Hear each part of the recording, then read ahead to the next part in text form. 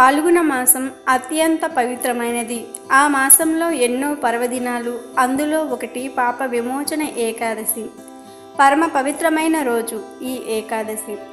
ఏడాదిలో 24 ఏకాదశులు వస్తాయి. ప్రతి ఏకాదశి పవిత్రమైనదే. ఈ ఏకాదశి రోజున నియమనిష్టలతో వ్రతమాచరించే వారికి మరో జన్మంటూ ఉండదని పురాణాలు చెప్తూ ఉన్నాయి. ముల్లోకాలను నడిపించే విష్ణుమూర్తిని పాప విమోచన ఏకాదశిని స్తుతిస్తే వారికి మోక్షం ప్రాప్తిస్తుంది. అందుచేత ఆదివారం ఏకాదశి నాడు ఉదయం 5 గంటలకే అనగా బ్రహ్మముహూర్తంలో నిద్రలేచి శుచిగా స్నానమాచరించి పూజా మందిరమును శుభ్రం చేసి గడపకు పసుపు, కుంకుమలు, తోరణాలు, ముగ్గులతో అలంకరించుకోవాలి. తలస్నానము చేసి తెలుపు రంగు దుస్తులు ధరించాలి. పూజా మందిరంలోని విష్ణుమూర్తి పటాలకు పసుపు, కుంకుమ, చందనం వంటి సుగంధ ద్రవ్యాలతో అలంకరించుకోవాలి. అంతేకాక గుమ్మం దగ్గర ఈ చిన్న పని చేస్తే మీకు అంతా మంచే జరుగుతుంది. ఏం చేయాలో ఇప్పుడు మనం తెలుసుకుందాం. మీ ఇంటి ముఖద్వారానికి బయట లోపల లక్ష్మీదేవి ఫోటోను ఉంచాలి.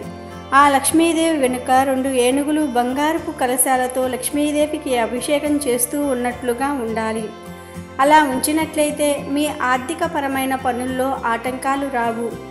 పిలక ఉన్న కొబ్బరికాయ చుట్టూ ఎరుపు దారంతో 7 చుట్లు చుట్టాలి. అలాగే మీ చుట్టూ కూడా 7 సార్లు త్రిప్పుకోవాలి. పైనుంచి కిందకు గడియార దిశగా త్రిప్పాలి. ఇలా ఆదివారం ఏకాదశి రోజు చేస్తే మీ అదృష్ట సమయంలో కలిగే ఆటంకాలు తొలగిపోతాయి. లక్ష్మీదేవికి 7 శుక్రవారాలు, 7 గురువారాలు ముత్తైదువులకు ఇంటి గృహిణి ద్వారా తాంబూలం ఇవ్వాలి.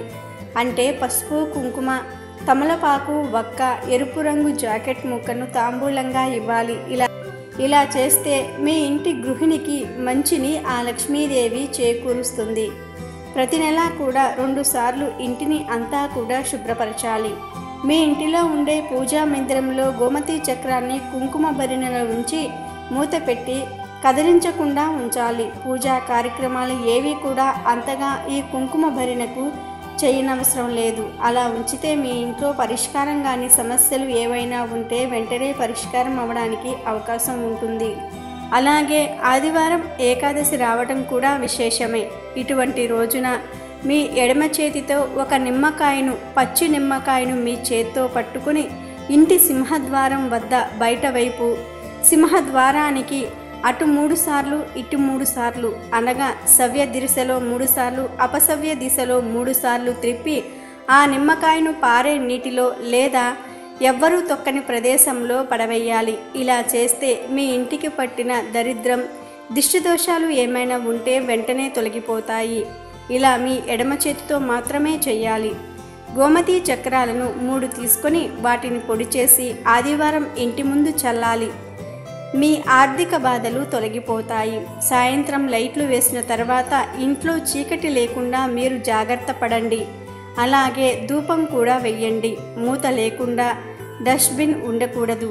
పగిలిపోయిన అద్దం ఇంట్లో ఉండకూడదు. ఇలాంటి కొన్ని జాగ్రత్తలు తీసుకుంటే మీ జాతకం అదృష్టంగా మారిపోతుంది. కావున ఇప్పుడు మనం చెప్పుకున్న విధంగా ఆదివారం ఏకాదశి రోజు చేసినట్లయితే మీకు అదృష్టం దరిద్రంలా పడుతుందని పండితులు చెప్తున్నారు. వీడియో నచ్చితే లైక్ చేయండి, షేర్ చేయండి, బట్ సబ్స్క్రైబ్ చేసుకోవడం మర్చిపోవద్దు.